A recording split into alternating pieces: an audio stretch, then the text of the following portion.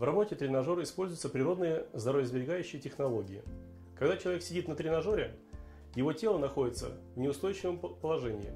Вестибулярный аппарат для предотвращения падения включает в работу определенные группы мышц, которые не работают, если человек сидит на статичном сидении, например, на стуле или в кресле.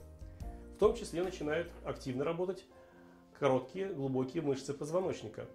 Активно работающие мышцы прокачивают через себя огромное количество крови, улучшая кровообращение вокруг позвоночника и, соответственно, улучшая питание костной и хрящевой ткани.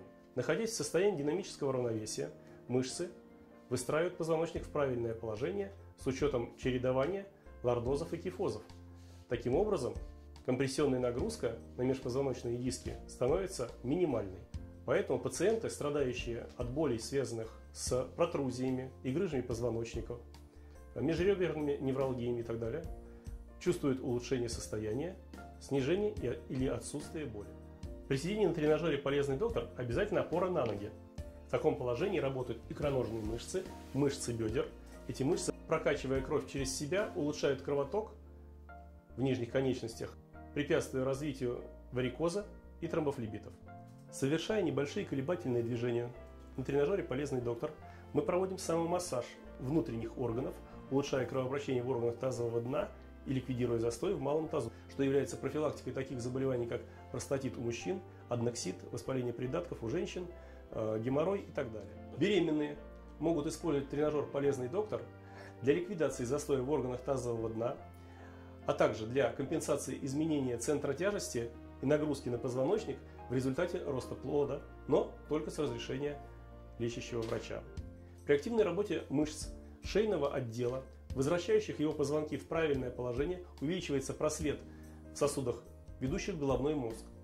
Таким образом улучшается мозговое кровообращение. Пациенты начинают чувствовать прилив крови к лицу, они говорят «лицо горит», или легкую эйфорию от внезапного увеличения поступающего с кровью кислорода. Таким образом, улучшая положение позвоночника, улучшается состояние всего организма в целом.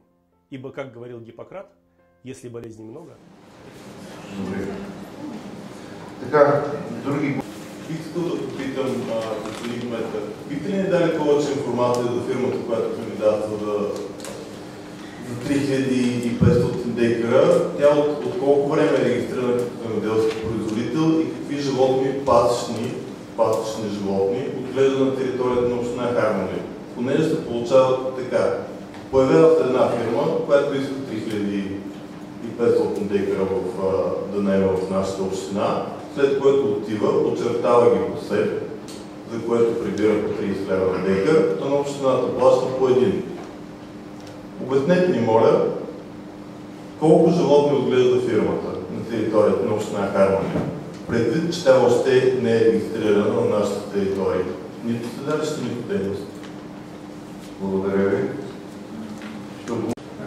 Или няма, тъй като едното с изискването на закона за собствеността и ползването на земеделски земи, наемната цена да не е по-надолу от пазарната такава, от пазарната цена. Това е едно и ме интересува това включване допълнително. Значи има изискване от закона за собствеността и ползване на земеделските земи да бъде съгласувано с директора на областната агенция за безопасност на храните. Съгласувано ли е това или не е съгласувано? Какъв лицензиран оценител? Не, аз не казвам лицензиран, просто в закона е казано такова, че не може да бъде цената по-ниска от пазарната цена. Това пазарната ли? Разбирам, че не е пазарната цена. След като е по наредба. Тук трябва да спазваме наредбата. Подзаконно акт, нарушение на закона. Някой път така прави. Да. Други въпроси има. Имаме си. Значи, това е член 37к, алинея 1. Цената на индивидуалното ползване на мерите и пасищата по член 37 алинея 1 не може да е по-ниска от пазарната цена. Значи, трябва да се направим промяна на наредба. Възможно е, но закона действа. Така, други въпроси има ли? Уведомени ли бяха нашите земеделски производители, регистрирани на територията на община Харманли, че има такива свободни мери и пасища? По какъв начин бяха уведомени? По какъв публичен начин?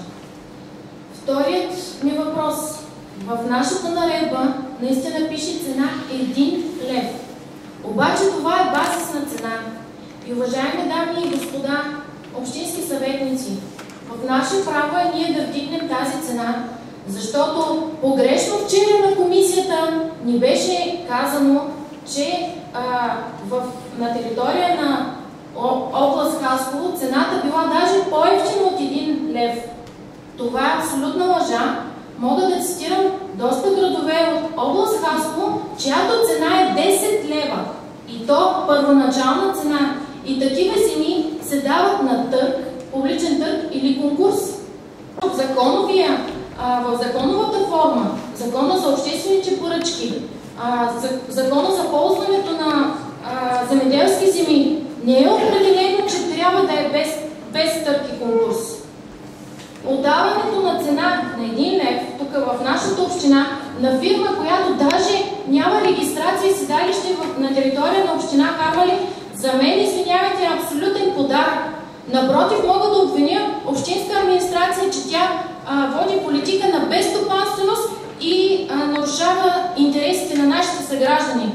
Защото едно дадеш цена 10 лева на декар, едно дадеш на 1 лев. И каква е печалбата от цялата тази работа? Над 100 000 лева получава самата фирма. Фирма, която даже не е регистрирана на територията на община Харманли и която си плаща местните данъци и такси не тук. Извинявайте, това е абсолютно харизване в момента. Съветници, особено изказващи се преди малко. Моята роля в тази процедура е да представя искането на фирма Хикс, че тя има намерение има желание да стопанисва и да поддържа в екологично равновесие свободните мери и пасища на землища в Харманли, на 1, на 2, на 3, на 5. Вие решавате дали ще дадете или няма да дадете, защото аз нямам такива права. Вие определяте цените дали ще е 1 лев или 10 лева. Аз в момента ви предлагам 1 лев, защото работя, спазвайки законността, работя с тези цени, които вие сте ни определили. И вие ще се определяте там дали има тук тази фирма, има ли животновъдство, няма ли, аз не съм разследващ орган тук да направите проверки. Аз ви давам суровия материал, в който идва желание с фирма, която има желание да поддържа екологично равновесие тези наши